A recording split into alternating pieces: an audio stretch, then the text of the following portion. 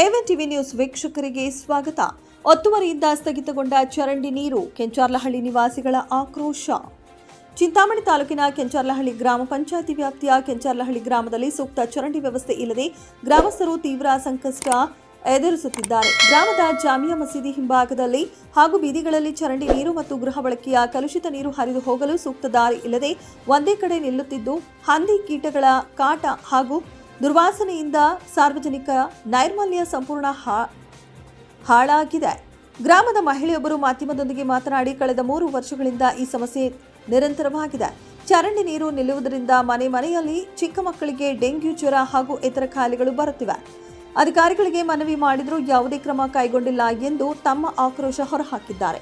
ಗ್ರಾಮದ ಮಸೀದಿ ಹಿಂಭಾಗದಲ್ಲಿ ಚರಂಡಿ ನೀರು ನಿಲ್ಲುವ ಸ್ಥಳದಲ್ಲಿ ಕೆಲವರು ಜಾಗವನ್ನು ಒತ್ತುವರಿ ಮಾಡಿಕೊಂಡಿರುವುದರಿಂದ ನೀರು ಹರಿಯಲು ಜಾಗವಿಲ್ಲದಂತಾಗಿದೆ.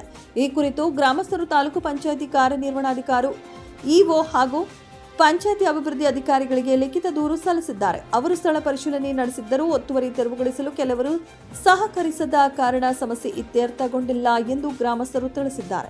ಸ್ಥಳೀಯ ಆಡಳಿತ ಹಾಗೂ ತಾಲೂಕು ಪಂಚಾಯಿತಿ ಅಧಿಕಾರಿಗಳು ತಕ್ಷಣವೇ ಸ್ಥಳಕ್ಕೆ ಭೇಟಿ ನೀಡಿ ಒತ್ತುವರಿ ತೆರವುಗೊಳಿಸಿ ಸುಸಜ್ಜಿತ ಚರಂಡಿ ನಿರ್ಮಾಣ ಮಾಡಬೇಕೆಂದು ಕೆಂಚಾರ್ಲಹಳ್ಳಿ ಗ್ರಾಮಸ್ಥರು ಮನವಿ ಮಾಡಿದ್ದಾರೆ.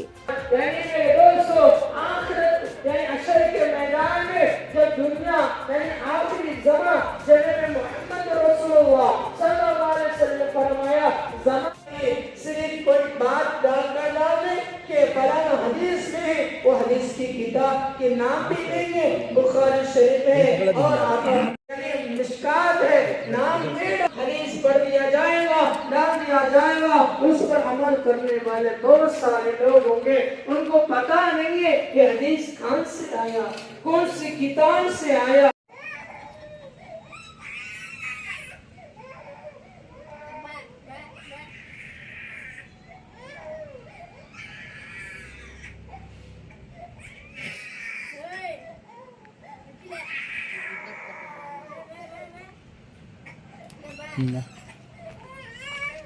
खुश हो जाएंगे.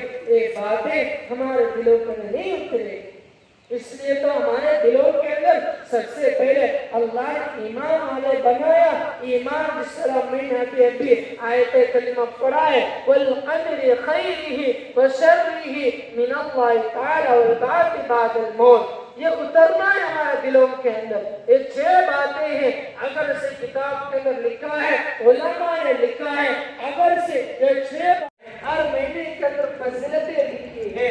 ये मुहर्रम हराम अभी चले गया, वर्षों से भी वो भी 900 का महीना है. दिलों से दूर हो जाए.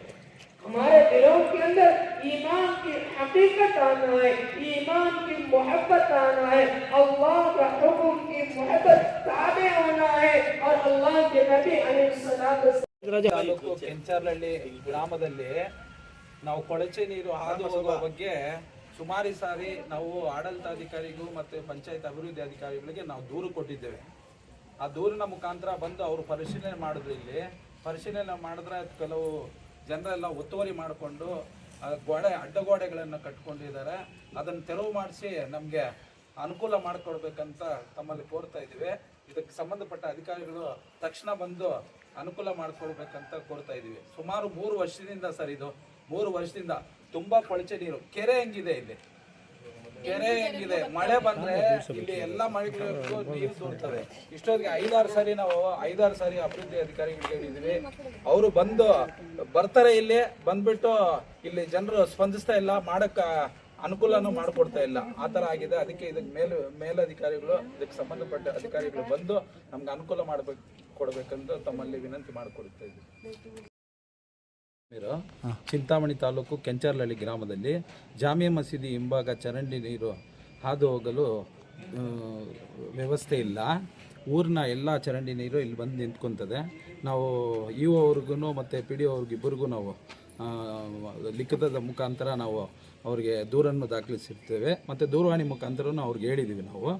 ಮತ್ತು ಇಲ್ಲಿ ಬಂದು ಅವರು ಇಒ ಅವರು PDO ಅವ್ರಿಗೆ ರೆಫರ್ ಮಾಡಿದ್ರು. PDO ಅವ್ರು ಬಂದು ಇಲ್ಲಿ ಬಂದುಬಿಟ್ಟು ಎಲ್ಲ ಎನ್ಕ್ವೈರಿ ಮಾಡಿದಾಗ ಇಲ್ಲಿ ಜನರು ಕೆಲವರು ಒತ್ತುವರಿ ಮಾಡ್ಕೊಂಡಿದ್ದಾರೆ.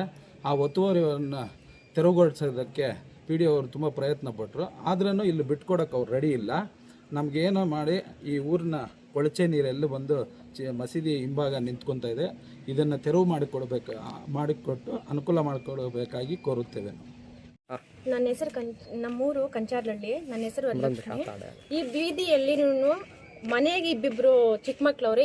ಎಲ್ಲ ಮಕ್ಳಿಗೂ ಡೆಂಗು ಜ್ವರ ಅಂತ ಬರ್ತೈತೆ. ಒಂದು 3 ವರ್ಷದಿಂದ ಇದನ್ನೇ ನಮಗೆ ಕಂಟಿನ್ಯೂ.